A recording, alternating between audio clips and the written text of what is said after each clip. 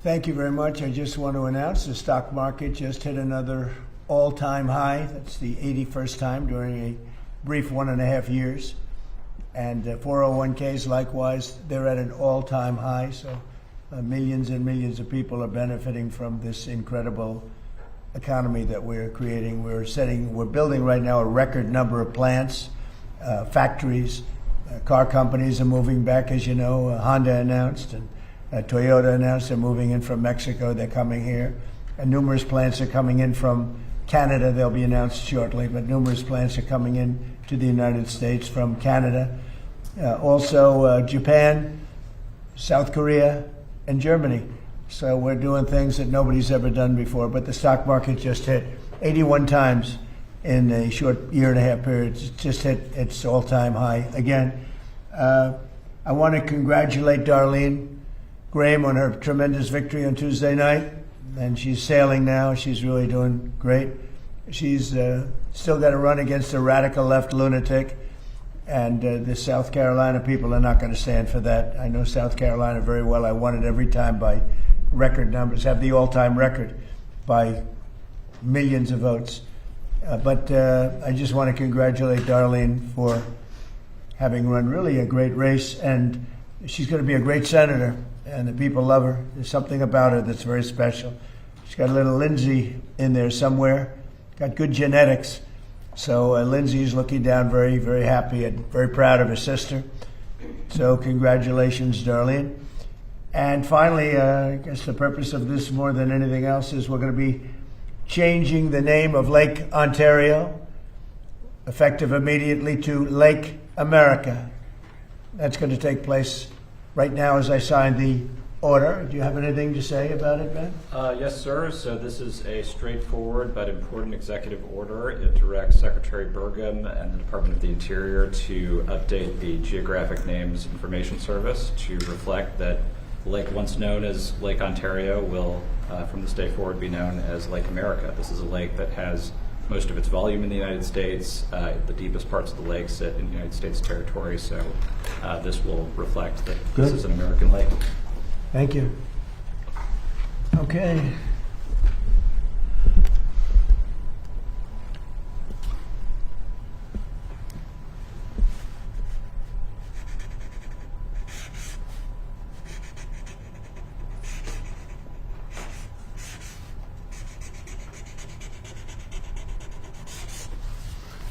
Okay. Thank you very much. And we filed all the necessary papers, documents, everything else. We notified all of the various people that we have to notify.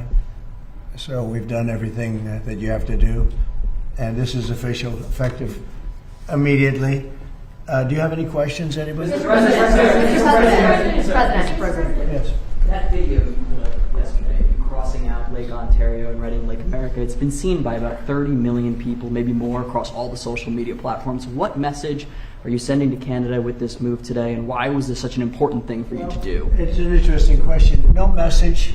As you know, Canada's been ripping us off for a long time on trade, very sadly. Even the military. You know, we defend Canada for nothing. We don't get anything. They don't pay us to defend Canada, but we defend Canada. And they understand that. As an example, we bought icebreakers. They'd like to use them. We have 11 brand new icebreakers coming in. They'd like to use the icebreakers. They don't pay for anything.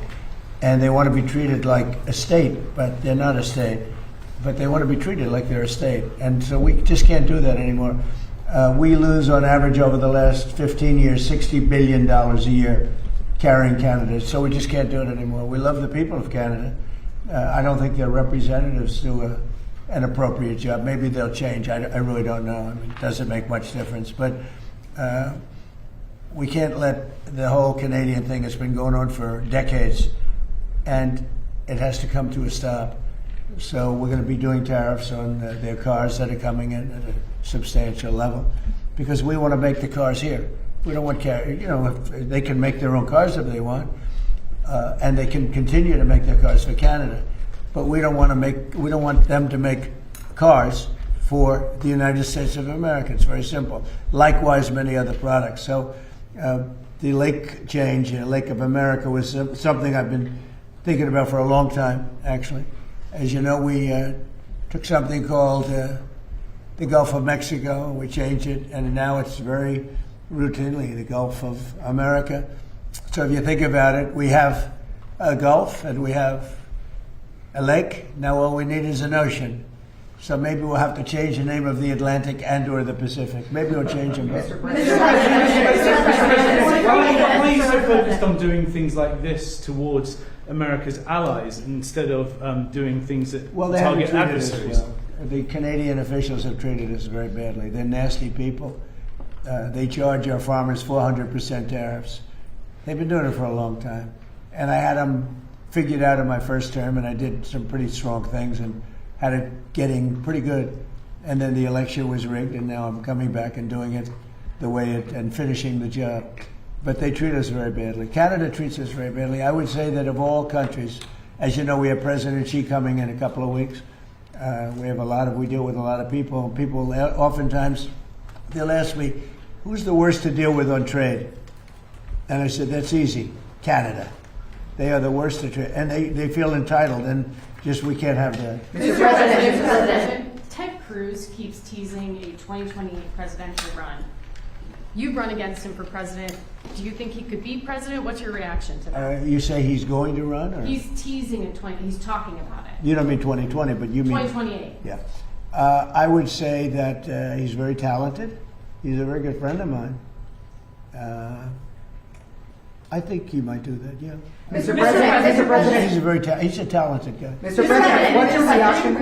What would you say to those who are concerned a trade dispute with Canada could affect American affordability ahead of midterms? Well, ultimately, it's going to be very good for us because we're losing. When you talk about affordability, we're losing $62 billion a year on average with Canada. And if you really look at it, we're losing more than that. It's too much. It's too much. We can't lose that. We don't want to lose that. We don't want to lose it anymore. Mr. President, has Vladimir Putin agreed or committed to not attacking a NATO territory? I've had good talks with him. He's not going to be attacking a NATO territory. Mr. President, what's your reaction to the latest Supreme on the... Court earlier this week ruled on mail-in ballots, and there are states like North Carolina that have ballots that go out next week. How are states supposed to implement this? Well, they're in able time? to fit. North Carolina is great. It's a great place. I won it all 3 times. They do some mail-in ballots, but basically they ruled on the legitimacy and the way we want to make them legitimate. And it was a great ruling for the Republicans. Why do you keep voting by mail, sir? You say it's a concern. Deliver a warning to Russia not to attack NATO territory during his... Well, I don't want to comment on that, but they're not going to attack. Mr. President, on the call, Mr. President, what's your reaction to the Americans missing in Nepal? Oh, it's terrible. No, and we've called Nepal and we've offered any help that they need. You know, we have a very good relationship with Nepal, and that was that was mud and water as a mixture. Nobody's ever seen anything quite like that. We're very powerful, strong, well-built buildings were wiped out like they were toothpicks. That's a terrible thing. No, we are sending aid, and we've spoken to the leadership, and we let them know anything they want we'll have. And there were 50, maybe 60 Americans over there. We haven't gotten the full list yet, but hopefully they're okay. But that looks like something that people will not be. Somebody will be lost, unfortunately. Mr. President, I have a follow-up question. There is reports that Vladimir Putin is meeting with the president of Iran to talk about a nuclear agreement next week. Is there concern in the administration, in the White House, that these countries aren't taking economic D-Day seriously, that they're going to continue doing business with Iran despite the warnings? Iran is right now, they're not paying their troops. They're in deep trouble. They have very little capacity. Last night we took 24 boats through the strait. We're taking them through all the time. I say it very openly. It doesn't mean we're finished with the military, but the strait is open, as you know. The Strait of Hormuz is open. We have control, and we have the blockade.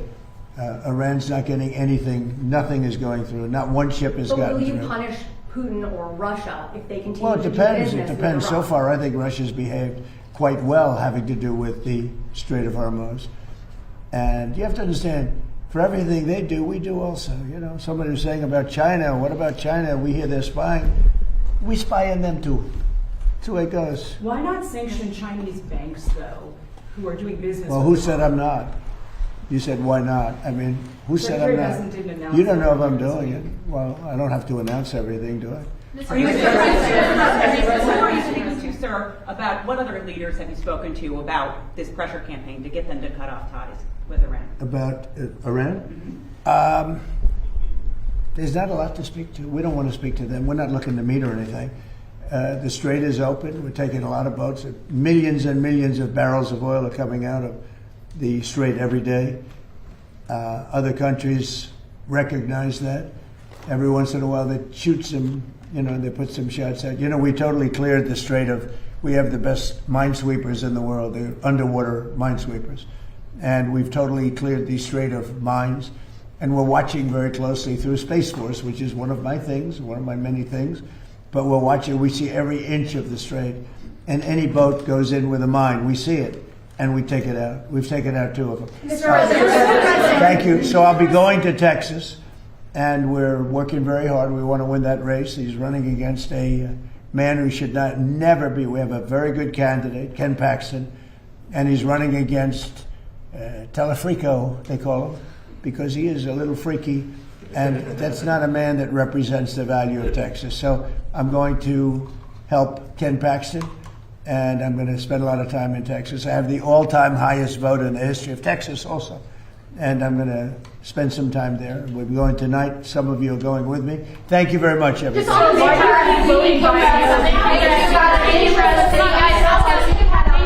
Thank you guys. Thank you.